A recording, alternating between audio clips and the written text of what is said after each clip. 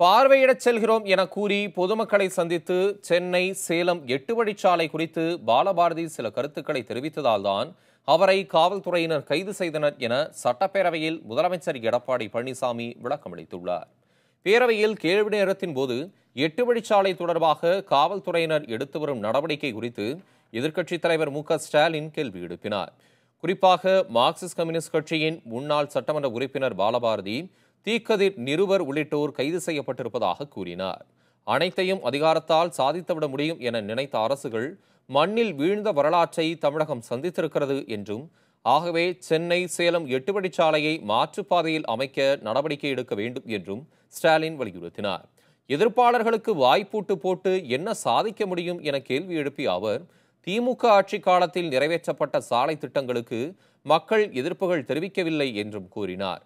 இதற்கு பதிலளித்து பேசிய முதலமைச்சர் எடப்பாடி பழனிசாமி, பார்வையிடச் செல்கிறோம் என கூறி பொதுமக்களை சந்தித்து சென்னை சேலம் 8 வழிச்சாலை குறித்து பாலபாரதி சில கருத்துக்களை பேசியதாகவும், அதன் காரணமாகவே முன்னெச்சரிக்கை நடவடிக்கையாக பாலபாரதி உள்ளிட்ட 14 பேரை காவல்துறையினர் கைது செய்தனர் என்றும் தெரிவித்தார்.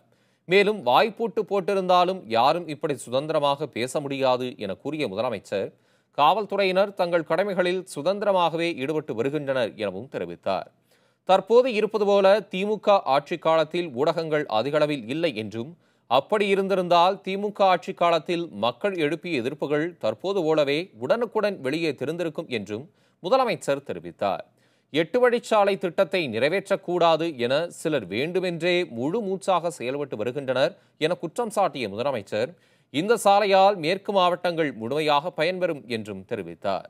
மலைகளில் இருந்து கனிமம் எடுப்பதற்காகவே இந்த சாலை அமைக்கப்படுவதாக கூறுவதில் உண்மை இல்லை என குறிப்பிட்ட அவர், பாதுகாப்பான பயணத்துக்காகவே சாலை அமைக்கப்படுகிறது என்றும் கூறினார்.